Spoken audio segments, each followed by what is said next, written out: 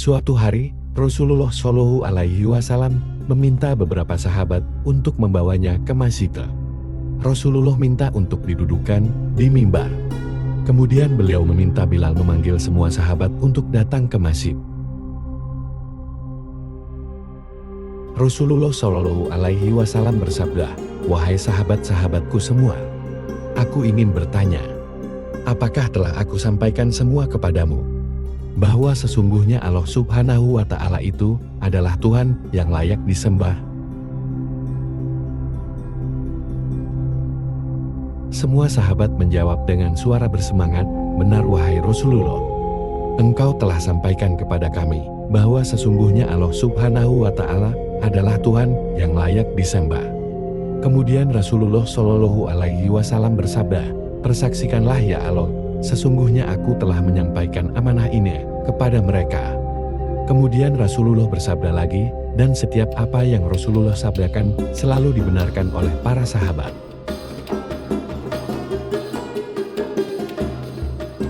Akhirnya sampailah kepada satu pertanyaan yang menjadikan para sahabat sedih dan terharu. Rasulullah Shallallahu Alaihi Wasallam bersabda, "Sesungguhnya aku akan pergi bertemu Allah. Dan sebelum aku pergi, aku ingin menyelesaikan segala urusan dengan manusia. Maka aku ingin bertanya kepada kalian semua, adakah aku berhutang dengan kalian? Aku ingin menyelesaikan hutang tersebut. Karena aku tidak mau jika bertemu dengan Allah dalam keadaan berhutang dengan manusia."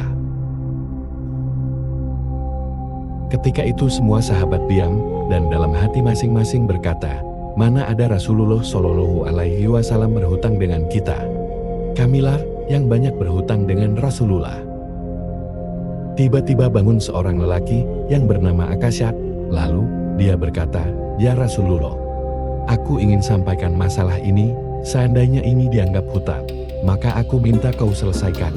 Seandainya bukan hutang, maka tidak perlulah engkau berbuat apa-apa." Maka Akasyah pun mulai bercerita, "Aku masih ingat ketika perang Uhud dulu.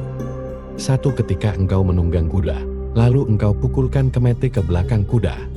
Tetapi kemeti tersebut tidak kena pada belakang kuda. Sebenarnya cemeti itu terkena pada dadaku karena ketika itu aku berdiri di sebelah belakang kuda yang engkau tunggangi wahai Rasulullah."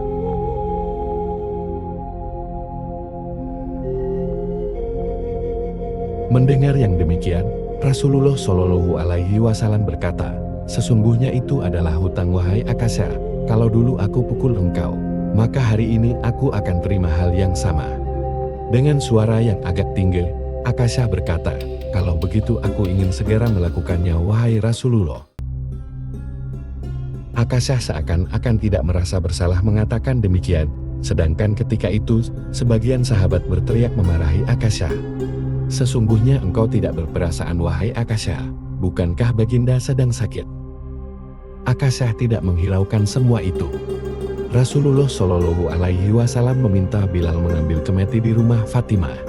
Setelah mengambil cemeti, Akasyah menuju ke hadapan Rasulullah. Tiba-tiba, Abu Bakar berdiri menghalangi Akasyah sambil berkata, "Wahai Akasyah, kalau kamu hendak memukul, pukullah aku.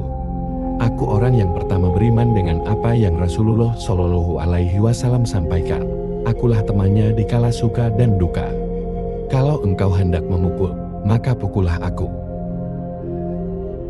Lalu dijawab oleh Rasulullah Shallallahu Alaihi Wasallam, "Duduklah wahai Abu Bakar.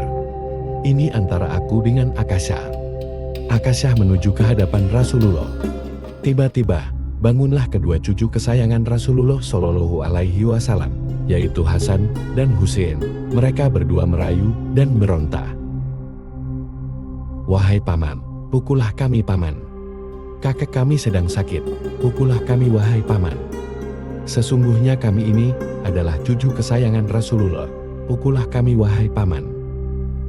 Begitu sampai di tangga mimbar, dengan tegasnya Akasyah berkata, "Bagaimana aku mau memukul engkau ya Rasulullah? Engkau duduk di atas dan aku di bawah. Kalau engkau mau aku pukul, maka turunlah ke bawah sini." Rasulullah Shallallahu Alaihi Wasallam memang manusia terbaik. Rasulullah meminta beberapa sahabat memapahnya ke bawah. Rasulullah didudukkan pada sebuah kursi.